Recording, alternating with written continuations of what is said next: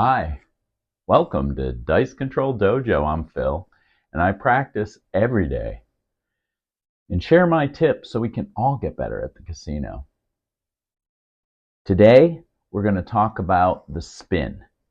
So what happens when your dice are super spinny? They spin way more than they should, right? In the air, we're still talking about our air. When you're seeing that those dice are super spin, or what happens if they don't spin at all? They're like just going regular. What's causing that? What can we do to fix it? And how is that bad for you when you're at the casino? So, a follow up on yesterday's dice. We were talking about what happens when the dice separate. There was one other thing I didn't mention yesterday about the dice separating. We talked yesterday about the pressures of the middle finger and thumb, and I appreciate somebody responding back yesterday about this. And then we talked about the pressures on the outside causing the dice to do this. But what happens if when you're throwing it in the air, the dice are separate when they come out of the air? They're together, but they're just a little bit separate. What's causing that? So we have to, with that, you have to make sure that your dice, that your thumb and your fingers are all have the equal pressure. And then they have to make sure, you have to make sure on that pickup that those dice are together. If they're separate just a little bit, just a wee bit, it's going to offset everything. So if that happens, when you pick it up, if you feel those dice on that pickup are not tight together at all, just put them back down, step back, reset, maybe tip the dealers, and then get back to picking them up. If they don't feel comfortable on that turn, right, and they feel a little separate, then you need to start over. So that's my recommendations for that. Thank you for somebody talking about what happens when they're separate in the air. And also, if they're leaving your fingers and they're just a wee bit separate, but they're together, I'm not too concerned. That's okay. I'm just more nervous about if they're separate in the air right off the bat, they're going to do their own independent thing, and that's never good. So today, we're talking just about the air, about the spin. So what causes the dice to spin? Well, the easy answer for that, and if somebody else has other recommendations, please send them to me. I'll talk about it tomorrow. But what we're talking about is if they super spin, what caused that super spin, right? That they spun. I like it to spin maybe 1 or 2 times before it lands, a nice soft landing. I don't want them doing 50 spins. It's too much energy. So when they land, the energy is still going to have to dissipate somewhere. I like a nice, easy backspin, just a couple. You're using the backspin to reduce the energy when it lands. So if you have just a little backspin on it and it lands, right, hopefully here or here, if your dice have a little backspin, the energy dissipates much easier than if it's spinning forward or is super spinning. If they're super spinning, that energy has to go somewhere, and it's going to cause a reaction. So that's physics. So my physics for the day. But I just want to make sure you understand that a big spin is not necessarily the best thing to do. A lot of people like to do a lot of spin because you're on axis, and they think that that spin will continue to stay on axis. But I've learned over time that that high spin rate creates way too much energy, and then the randomness comes out. You want to keep everything tight and in this box, right? So it stays nice and right here. You don't want them going out here hitting other chips and stuff. So I don't like a lot of spin, but that's me. I just don't like a big spin. So what's causing the big spin?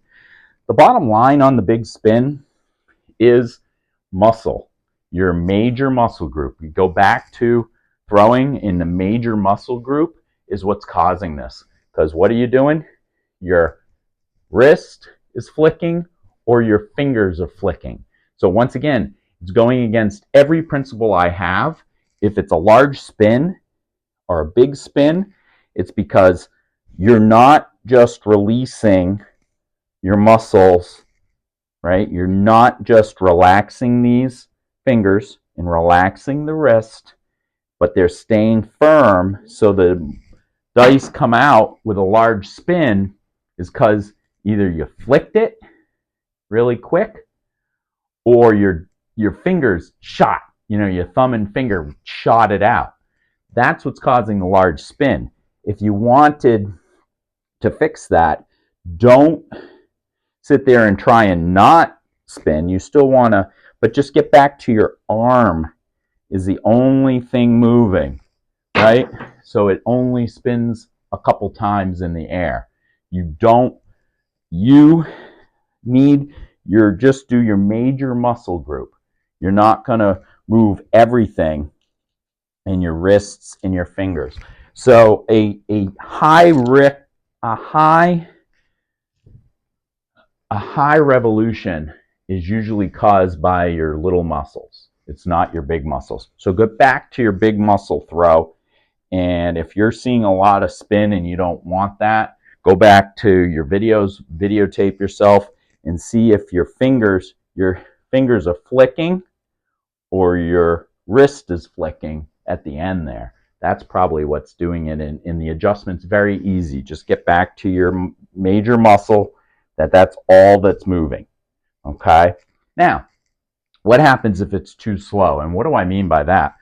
Well, I tend myself to do a placement throw.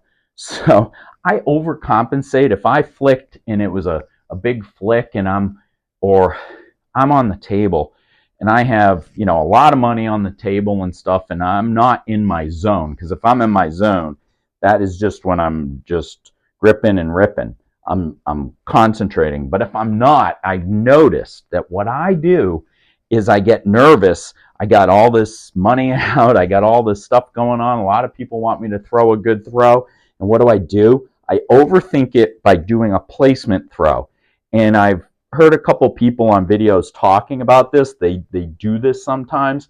And that's just when right? I just kind of, my whole body, my muscles, everything does everything to prevent me from spinning.